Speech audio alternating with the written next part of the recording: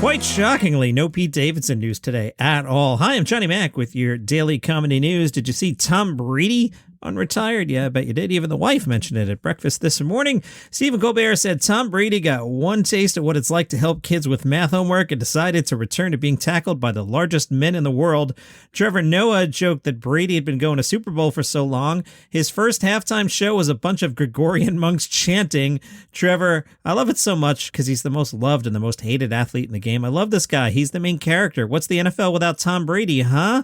Him leaving the NFL is like when Charlie Sheen left 2.5 Men. Yeah, there was still 2.5 men, but which men? Not men we cared about. Kimmel, Tom Brady's like your friend who announces she's quitting Instagram and then posts something 3 hours later. Fallon, that's right, Tom Brady is back, and once again he made history as the first person to ever move to Florida and unretire. Brady's retirement lasted 40 days. In other words, he pretty much gave up football for Lent. Yeah, he was only retired for 6 weeks. His kids were like, is it something we said? Stephen Colbert, of course, my dear friend Tom Brady's not just returning for the love of the game. He's also set to make $25 million next season, which is coincidentally what you'd have to pay me to go to Tampa. Hey, remember the whole big thing? It's the all-new Daily Show. Trevor is doing it from the house, and he dresses down, and he lets hair grow out and all that. Well, going back to the old set, Trevor Noah's show, The Daily Show it's called. You've heard of it. It's moving back to its old home at 733 11th Avenue. He'll be in front of a live studio audience for the first time in 2 years. The Daily Show will be on a brief hiatus March 18th. Trevor Noah is hosting the Grammy Awards on CBS on April 3rd, which I'm going to get into this on the weekend. Trevor Noah is a good host for an award show. You know what's a weird choice for an award show? Amy Schumer. Amy Schumer's hosting the Oscars for some reason. I'll do a quick version of what I'm going to do Sunday. I woke up thinking about this. When I think about Amy, I think downbeat, cynical, raunchy. Is that who you want hosting the Oscars? It's such a weird move. From People, Amy Schumer, who's hosting the Oscars for some reason, was asked if any day she would want to host her own talk show. Andy Cohen asked Amy if she'd want to take over The Daily Show or anything. You know, Trevor Noah kind of has that gig. Not saying anything. Amy, would you like to take over Andy Cohen's show? Sure, just say yes so we can get him fired. What is that, Andy Cohen? The Daily Show has a host. Amy said, probably not The Daily Show, just too depressing, you know? It's not getting better if you're noticing, but I would, yeah. Now, what's not getting better? The world or The Daily Show? I think she meant the world, but that quote didn't read well. I'll do it again. Probably not The Daily Show, just too depressing, you know? It's not getting better if you're noticing, but I would, yeah. She made sure to explain whatever job she takes next. She wants to be able to spend time with her son, Gene, who is 2.5. The more you get to know your child, I want to be around the years he can remember, so I hope that I have something where I can pick him up from school and drop him off. You know, I'm looking for that. Cohen said, I'm not sure a talk show is going to be the thing that works within that schedule.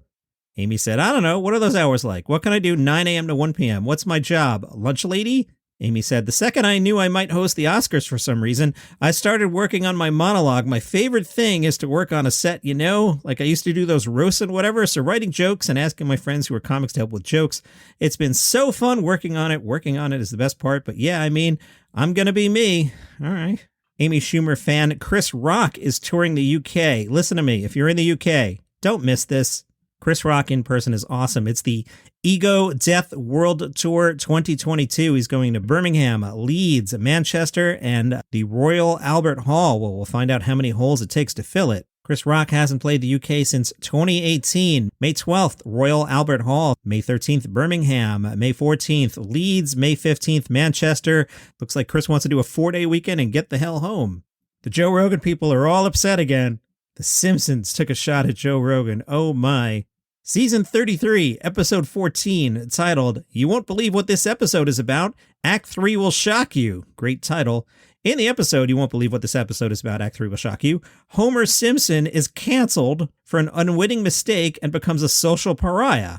The synopsis says, a series of unfortunate events make it look like Homer intentionally shut Santa's little helper, that's the dog, in the car on a hot day, then got worse when he accidentally knocks Reverend Lovejoy out the church window. Videos of the incident go viral online, and the world turns on Homer, only for a mysterious man named Theo to approach him with a radical offer to repair Homer's reputation. You're waiting for the Joe Rogan part, right? Well, Homer goes on a show hosted by right-wing podcast host character. So let me describe right-wing host podcast character you. The man is a little on the short side, looks to be physically fit, looks like he has the body type that if he let himself go and ate a lot of donuts the way Homer Simpson and I do, that he would be a stocky man, but this man is clearly in shape. He has a shaved head and a slight stubble and, seems quite friendly, seems like the kind of person who would be funny. So Homer goes on the show hosted by right-wing podcast host character when nobody else will give him the time of day or risk being associated with someone who has been canceled. People at Screen Rant not happy. Screen Rant said it's a spoof that ended up backfiring, and the writers ended up portraying right-wing podcast host characters' usual guests as presumably equally well-meaning, harmless figures like Homer. On the other hand, Den of Geek has praised the episode as a marvelous satire on the Wired generation and mass knee-jerk reactions. This is so funny. I'm looking at the still image. It is Homer at the door of a building labeled Right-Wing Podcast House, Pariah's Welcome, and Right-Wing Podcast host character, the man who's in shape, who, if he let himself go, would look stocky like me, is greeting him at the door. It's just a very funny still. Screen Rant wondered, why didn't The Simpsons mention Joe Rogan by name? Maybe the character's not Joe Rogan, right? Screen Rant writes, the issue with The Simpsons not naming Rogan is an obvious one. If the show wanted to criticize a famous figure with as large an audience as Rogan, the satirical point would be sharper if they named the commentator himself rather than obliquely referencing himself as generic right-wing podcaster. Hold on.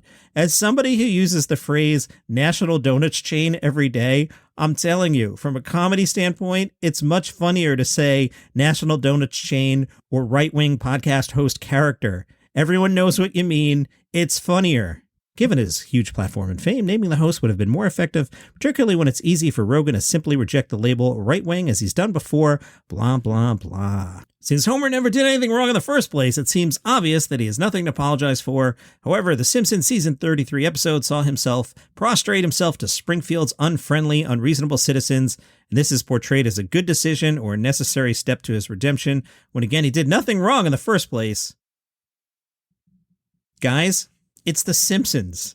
They wanted to write in a character who's totally not Joe Rogan and is just right-wing podcast host character. Relax. And who's getting good reviews is T.I. From page 6. T.I., the rapper, took the stage at the Laugh Factory Saturday night. His surprise set was, quote, pretty good, according to one, quote, shocked showbiz insider. But the material won't be seen outside the club since the security team made sure fans were not recording his routine. Oh, that's a challenge. Someone is going to record it now. Shocked showbiz insider told page 6. See, I just did that. I could have just read the article which said The Witness, but that's why you do that. It's funnier. Shocked showbiz insider told page 6. T.I. did a surprise set. He was actually pretty good. They sent out a security force to prevent people from recording. Shocked showbiz insiders said T.I.'s material included jokes about his kids and his wife. People were shocked, says Shocked Insider. When T.I. hit the stage, they were like, WTF question mark. The audience had to look around twice to see if it was really him. That's fun. A student, I think, was at Penn State's Mikey Day show. This from Onward State. At the show at Penn State, Mikey Day apparently poked fun at a handful of topics. Could you be more specific? Sure, including sex with his technologically inept father. It's a little hacky, right? Doesn't everyone do that? He also voiced multiple different characters, ranging from a Nickelodeon show, people in East Halls, that's apparently a dorm where you might live, biology and engineering majors, and 50-year-olds at bars. Hey! Mikey Day later brought a student on stage and asked her about Penn State's party scene. She said she's in the Penn State Thespian Society. Day said, nerd alert. No, I'm kidding. I was too, adding he was a classic theater kid. Sounds to me from the recap, and I wasn't there, that he winged a lot of the show, but it may have been funny anyway. Gabe Iglesias. He has sold out Dodger Stadium. He'll be doing a concert there May 7th as part of the Netflix Comedy Festival. It is believed it will be filmed for a special. Dodger Stadium can hold 70,000 baseball fans, but the number of seats available for the show will likely be significantly less than that. Deadline says it's still quite a feat. Kevin Hart is playing the place where the Lakers play arena as part of the fest. That holds 20,000. Dave Chappelle's doing 4 nights at the Hollywood Bowl, which is seats 17,500. Ticketmaster, who, by the way, John Oliver did a wonderful takedown of. If you missed Sunday's last week tonight, check that out. Ticketmaster says there are plenty of tickets left for each of Chappelle's shows. That's interesting. Meghan Markle and Prince Harry were lampooned by BAFTA host Rebel Wilson at the BAFTAs on Sunday night. Rebel Wilson joked, "From drama to horror to fantasy, Harry and Meghan's interview with Oprah had it all. Unfortunately, that's not nominated in this category, but some credible films are." Love that joke, and I love making fun of especially Harry.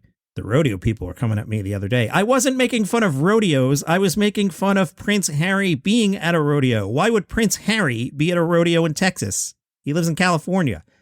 Nobody's worried about his security. That was my point. I love you, rodeo people. Just messing. Anyway, if you like goofing on Harry or you just want to know what the Queen is up to or Kate Middleton, she's just so wonderful. I'm the writer on a podcast called Palace Intrigue, 5 minutes a day, an actual 5 minutes, not like this 5-minute show that turned into a 20-minute show. That one's actually 5 minutes. We talk royal family. It's called Palace Intrigue, wherever you get your shows. If you like what I do here, you can buy me a coffee at buymeacoffee.com/dailycomedynews. There are a couple of bucks in the tip jar. I'll talk about that in a second. This next thing has nothing to do with comedy, so if you want to skip ahead about a minute, go ahead, but it is about coffee. Starbucks is saying by 2025, we want every customer to either use their own mug or borrow a ceramic or reusable to-go mug from their local store. They're considering a borrow a cup program in which customers pay a deposit for a durable cup that they take with them and drop back after use. But say I were to go there every morning as part of my morning routine. Would I need 2 cups? Am I going to platoon? Is there like a whole thing of like a wall of cups and they're like, hey, make sure you get John M's cup? I don't know about this plan at all. They did a test. Customers paid a $1 deposit and had to return their cup to a smart bin located on the store to get their dollar back. Customers also earned rewards for using the cup. An employee of Starbucks said, right? The excitement and engagement was really high among my customers and my employees. For baristas, the process was straightforward enough. They just used a reusable cup instead of a regular one to prepare drinks. I get the whole I walk in and I go, hey, use this cup. But what about those of us who like to order in advance and then walk in, grab it, and leave? That's me. I got a comedy podcast to record, man. All right, enough about that. You can go to buymeacoffee.com/dailycomedynews. Now, it is Wednesday. On Wednesday, I go to trivia night with my friend Glenn. If you'd like to buy Glenn a beer, you can buy him either 5/7 of a beer by donating $5 at buymeacoffee.com/dailycomedynews, or there's a new option to buy Glenn a full beer. You can click on that one and donate $7. Buymeacoffee.com/dailycomedynews. Speaking of trivia and trivia guys, I know you listen to the podcast and I appreciate you. Listen to this variant. The Capital City Showcase is bringing back the Comedy Karaoke Trivia Fun Time Show. It'll be back Saturday, March 26th. Here's how it goes. First round, 3 rounds of trivia, all right? Second round, world-class stand-up comedy performance. All right, so we play trivia, then a comedian gets up. Third, the top 3 teams in the trivia standings send up 1 player each for a karaoke battle, and the audience determines the winner. So there's trivia, a comic gets up, then there's karaoke. Hey, Glenn, I got news for you. Who's singing that one? And it ain't me. I might have to reach out to the trivia guys. Maybe we'll team up with the brewery and we'll do this, huh? Let's see who's at South by Southwest tonight. Starting to wind down. Just the one show, 4 o'clock. Improv for Humans. It's a solid podcast. Matt Besser, Danielle Schneider. That's it. Maybe you should hop on a plane. Australia, it's open for business. The Canberra Comedy Festival starts tonight, although I don't publish this till Wednesday morning, and they're 18 hours ahead. You already missed night 1. Sorry, we can't time travel. Canberra takes place today through the 26th of March. 10 days. HerCanberra.com suggested 8 acts that can't be missed. Let's take a look. Nurse Georgie Carroll. We'll talk about her perspective as a nurse who went back to work on the front line during the pandemic. She may have stepped away for comedy for a while, but her hour of unfiltered hospital banter will crack you up. All right, that one is tonight, I think. Except for the whole time zone thing. You missed it. I don't know what to tell you, man.